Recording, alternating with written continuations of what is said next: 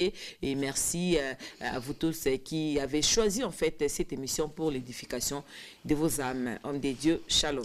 Shalom, maman. Que la paix et la grâce de notre Elohim vous soient totalement multipliées. Merci beaucoup. Nous parlons du triomphe des croyants par la croix, la foi et le Saint-Esprit. Que peut-on savoir sur cette thématique? Merci, c'est vraiment une question pertinente. J'ai déjà écrit tout un ouvrage de 245 pages sur la thématique, le triomphe des croyants par la croix, la foi et le Saint-Esprit. Alors pourquoi j'ai écrit cet ouvrage? Parce que j'ai observé il y a une confusion par rapport aux dispensations. La Bible nous parle des deux alliances. Il y a la première alliance et il y a la deuxième alliance.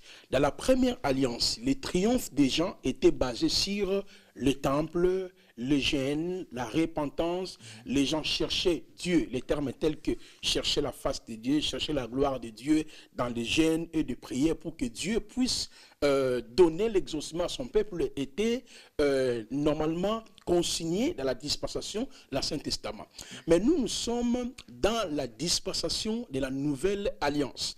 Hébreux chapitre 1er, le verset 1er à 2 nous dit « Autrefois Dieu a parlé par nos pères, par les prophètes, mais dans les temps que nous sommes, il nous a parlé par le Seigneur. » Alors, lorsqu'on parle des triomphes, nous sommes en train de renvoyer l'Église du Seigneur sur l'œuvre achevée.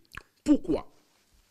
Dans Romains chapitre 9, le verset 4 à 6, Éphésiens chapitre 2, le verset 10 à 19, lorsque vous confrontez ces deux passages, je paraphrase, les cultes, les promesses, le patriarche, l'adoption, la gloire étaient pour les enfants d'Israël.